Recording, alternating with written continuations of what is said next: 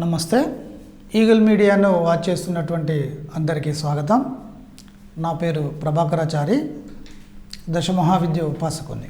ఇక్కడ ఎలాంటి పరిస్థితులు అయినప్పటికీ కూడా మీరు ఒక దాన్ని నమ్మితే, అంటే ఇది సాధ్యమే, నేను సాధిస్తాను అని చెప్పేసి పగడిబ్బందిగా మనసులో కనుక మీరు నాటుకున్నట్టయితే, మీకు ఎదురు లేకుండా ఎన్ని సమస్యలు ఎదురైనప్పటికీ కూడా మీరు ఏదైతే నమ్ముతారో ఇది జరిగి తీరుతుందని చెప్పేసి మీరు గట్టిగా నమ్మి మీరు ముందుకు కనుక వెళ్ళినట్టయితే అనేకమైనటువంటి అవకాశాలను, పరిస్థితులను మీకు అనుకూలంగా ఆ విశ్వము, ఆ యూనివర్స్ ఖచ్చితంగా మీకు సృష్టించి చూపిస్తుంది.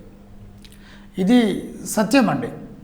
అయితే ఎక్కువగా మనం జనరల్గా ఏదైనా ఉదాహరణలు తీసుకుంటే ఇంటర్నేషనల్కి సంబంధించినటువంటి ఉదాహరణలే తీసుకుంటూ ఉంటాం. కాదు, మన నేషనల్కు సంబంధించినటువంటి కానివ్వండి, మన చుట్టుపక్కల ఒక కిరాణా కొట్టు వ్యక్తి ఏ స్థాయికి వెళ్ళాడు అనేటువంటి దాన్ని కూడా మనం ఉదాహరణగా తీసుకోవచ్చు. అంటే దానివల్ల మనం ఇంకా ఎక్కువగా ఇన్స్పైర్ అయ్యి మనం ముందుకు వెళ్ళేటువంటి అవకాశం ఉంటుంది. ఇక్కడ కేసీఆర్ ఉన్నాడండి. సరే, కేసీఆర్ గురించి మనందరికీ తెలిసినటువంటి విషయమే. ఎంత పట్టుదలగా కలిగినటువంటి వ్యక్తి.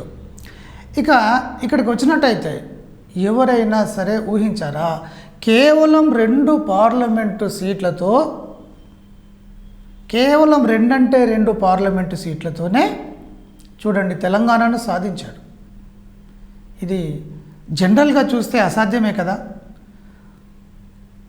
అతడు పోరాడుతూ ఉంటే, తెలంగాణ కోసము పోరాడుతూ ఉంటే అందరు ఏమనుకున్నారు, అప్పటి ఉన్నటువంటి పరిస్థితులను గమనించారు. కేవలం 2 పార్లమెంటు సీట్లు ఏం చేస్తాడు? తెలంగాణలోనే ఉన్నటువంటి పార్లమెంటు సీట్లలో 30% భాగం మా వైపే ఉన్నాయి. ఈ 2 సీట్లతో ఈయన చేసేది ఏముంది? అసలు అది జరుగుతుందా? ఏదో 4 రోజులు అని అని అని అని అని తనే ఊకుంటాడు అని చుట్టుపక్కల వాళ్ళు, అంటే తనకు స్నేహితులు కానీ, దేశంలో ఉన్నటువంటి వాళ్ళు కానీ, 2 రాష్ట్రాలలో ఉన్నటువంటి వాళ్ళు కానీ ఖచ్చితంగా ఇలాగే ఊహించారు. ఏం మాట్లాడుతున్నారు మీరు, సైలెంట్గా ఉండండి అనేటువంటిది ధోరణి కూడా తీసుకొచ్చారు. కానీ కేసీఆర్ గారికి ఏంటంటే ప్రగాఢమైనటువంటి నమ్మకం, ఎలాంటి పరిస్థితులైనా సరే ఖచ్చితంగా నేను సాధిస్తాను అని. దీనికి అనేకమైనటువంటి వ్యూహాలను పన్నడం మొదలుపెట్టాడు. కొన్ని వ్యూహాలన్నీ కూడా ఫెయిల్ కావడం మొదలైనాయి. మళ్ళీ కొత్త రకాలైనటువంటి వ్యూహాలను పన్నడం మొదలుపెట్టాడు. అవి కొన్ని ఫెయిల్యూర్ అయినాయి. అయినా సరే ఎప్పుడు కూడా వెన్ను తిరిగి చూడకుండా ముందుకు వెళ్తూనే ఉన్నాడు. సో ఎన్ని కష్టాలు ఎదురైనాయో తెలుసా? తను దగ్గర ఉండి తన పార్టీ తరపున గెలిచినటువంటి వ్యక్తులు కూడా, ఎమ్మెల్యేలు కూడా మిగతా పార్టీల్లోకి వెళ్ళడం మొదలుపెట్టారు. అయినా కూడా తన ఆలోచనలలోనే తను ఉన్నాడు. తను నమ్మిన దాన్ని ఏ విధంగా సాధ్యం చేసుకోవాలనేటువంటి ఆ తత్వంలోనే ఉండిపోయాడు. సో విపరీతంగా ఆలోచన చేస్తూ వచ్చినటువంటి అవకాశాలను వినియోగించుకుంటూ అసాధ్యమైన కాడ ఎక్కడ మనము ఏం చేస్తే మనకు అది సాధ్యమవుతుంది, నిజానికి అది అసాధ్యమైనటువంటి విషయమే జనరల్గా మన లాజిక్ మైండ్తో చూస్తే. కానీ తను ఏం చేశాడంటే లోతుల్లోకి వెళ్ళడం మొదలుపెట్టాడు. ఇప్పుడు మీకు కూడా ఏదైనా ఒక సమస్య వచ్చినప్పుడు మనం ఆ సమస్యను లోతుల్లోకి వెళ్ళి మళ్ళీ వాటి గురించి ఆలోచన చేస్తూ తర్జన పడుతూ ఉంటే ఖచ్చితంగా మనకు పరిష్కార మార్గం అనేది ఏదైనా ఒకటి దొరుకుతూ ఉంటుంది. చివరికి ఎన్ని వ్యూహాలు పన్నాడు. చివరికి తన ప్రాణాలను సైతము లెక్క చేయకుండా ఆత్మార్పణకు సిద్ధపడ్డాడు. సరే, ఎవరు నిజంగా చేశాడా, అబద్ధం కోసం చేశాడా, అట్లా యాక్టింగ్ చేశాడా అనేటువంటి కొంతమంది అంటూ ఉంటారు. ఏది ఏమైనప్పటికీ కూడా ఒక వ్యూహాన్ని రచించి చివరి తన ప్రాణాలను కూడా పణంగా పెట్టేటువంటి స్థాయిని తీసుకొచ్చి ఇక్కడ చాలాసార్లు అన్నాడండి, నేను పులి మీద స్వారీ చేస్తున్నాను, నేను దిగానా పులి తినేస్తుంది, నేను పులి మీద స్వారీ చేయాల్సిందే, నేను అనుకున్న లక్ష్యాన్ని చేరే వరకు నేను వెళ్ళాల్సిందే, లేకపోతే ఇలాగే వెళ్ళాలి, లేదా నేను చనిపోవాలి. ఈ రెండు మార్గాలు మినహా ఇంకా ఏమీ లేదు. చూడండి, మహామహులు, కాంగ్రెస్లో ఉన్నటువంటి, మిగతా పార్టీలలో ఉన్నటువంటి వాళ్ళు మహామహులు. మరి కేసీఆర్ దగ్గర అపారమైనటువంటి సంపద ఉన్నదంటే లేదు, లక్షల కోట్లు లేవండి. కానీ చిన్న స్థాయి నుండి వ్యూహాలు పన్నుతూ ఒకటే లక్ష్యం, ఆయనకు విపరీతమైనటువంటి ఇన్స్పిరేషన్ ఇచ్చింది ఏమైనా ఉన్నాయి అంటే ఆయన చిన్నప్పుడు చదువుకున్నటువంటి పద్యాలు, ఆ భర్తృహరి శతకాలు, దాంట్లో ఉన్నటువంటి నీతిని ఆయన గ్రహిస్తూ వ్యూహాలన్నింటినీ పన్నుకుంటూ ముందుకు వెళ్ళాడు. చివరికి ఏమైందండి? కేసీఆర్ అసాధ్యమైనటువంటి పనిని సాధ్యం చేసి చూపించాడా లేదా? అదొక్కటే కాదండి, కాళేశ్వరం ప్రాజెక్టు మొదలు పెడితే అందరూ నవ్వారు. ఎందుకంటే తెలంగాణ ఎత్తుపైన ఉంటుంది, తెలంగాణ తర్వాత ఉండేటువంటి ఆంధ్ర డౌన్ ప్రాంతంలో ఉంటుంది.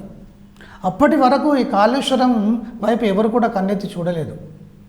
అప్పటి వరకు మహారాష్ట్రతోని గొడవలు, బాబ్లీ ప్రాజెక్టుకు కూడా నీళ్లు వచ్చేటువంటి పరిస్థితి లేదు. అయినా సరే వాళ్ళందరితో చక్కగా మాట్లాడి మహారాష్ట్ర ప్రభుత్వాన్ని ఒప్పించాడు. చూడండి, అది అసాధ్యమని అనుకున్నారు, కానీ దాన్ని సాధ్యం చేశారు.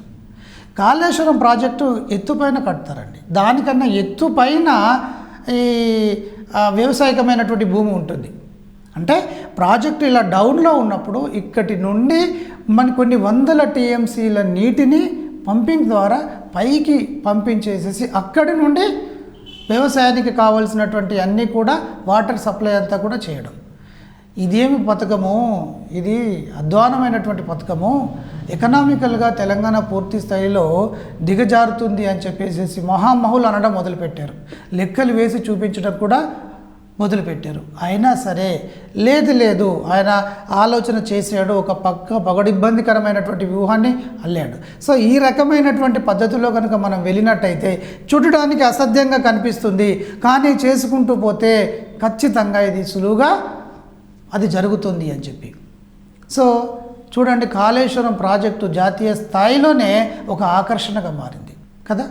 సో అదొక్కటే కాదు, ఎన్నో రకాలైనటువంటి పథకాలను అన్నింటినీ కూడా ఇవి అసాధ్యం, ఇది కాదు. అసలు దేశ చరిత్రలో ఎవరైనా సరే ఎకరానికి ఒక 8,000 సంవత్సరానికి ఇస్తాము అని చెప్పేసి ముందుకు వచ్చినటువంటి వాళ్ళు ఉన్నారా?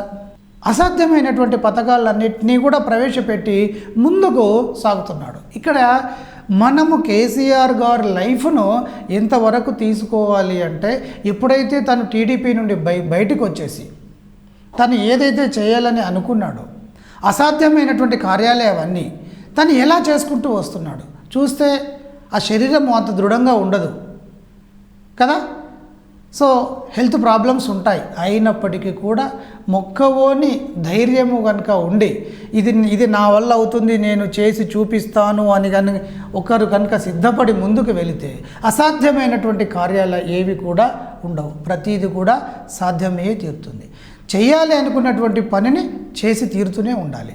సో ఇక్కడ మనం చేయడానికి మనం ముందుకు వెళుతూ ఉంటే, వెనుకకు మళ్ళీ ఏదైనా సమస్య వచ్చినప్పుడు వెనక్కి తిరిగి చూడకుండా ముందుకు మన అడుగులు వేస్తూ కనుక మనం వెళ్ళిపోయినట్టయితే ఖచ్చితంగా అది సాకారమై తీరుతుంది. దీనికి పంచభూతాలు, సమస్త ప్రకృతి, దైవము అందరూ కూడా సహకరించాల్సిందే. అంటే ఏ పనైనా సరే అది మంచి పనా చెడు పనా అనేది పక్కన పెట్టేసేసి అసాధ్యమైనటువంటి ఏ కార్యమైనా కూడా మేము సాధ్యం చేసి తీరుతాము అనేటువంటి ఒక పట్టుదలతో ముందుకు వెళ్తే అది ఖచ్చితంగా సాధ్యమై తీరుతుంది. ఈ విషయంలో అందరం కూడా మనం కేసీఆర్ గారినే ఆదర్శంగా ఖచ్చితంగా తీసుకోవాలి. అది లైన్ ఆటిట్యూడ్ అంటే అదే. సో ఒక ఆటిట్యూడ్ కూడా ఒక సింహం మాదిరిగా ఉండాలి, ముందుకు వెళ్ళాలనేటువంటి ఉద్దేశంతో వెళ్తే ఏదైనా కూడా సాధ్యమై తీరుతుంది. సో మీరందరూ కూడా ఒక దృక్పథాన్ని మనం సృష్టించుకొని ముందుకు వెళ్ళండి. ఎప్పుడు కూడా వెనక్కి తిరుగు చూడాల్సినటువంటి అవసరం లేదు, అది మీ పాదాక్రాంతమై ఖచ్చితంగా అయి తీరుతుంది. Thank you for watching.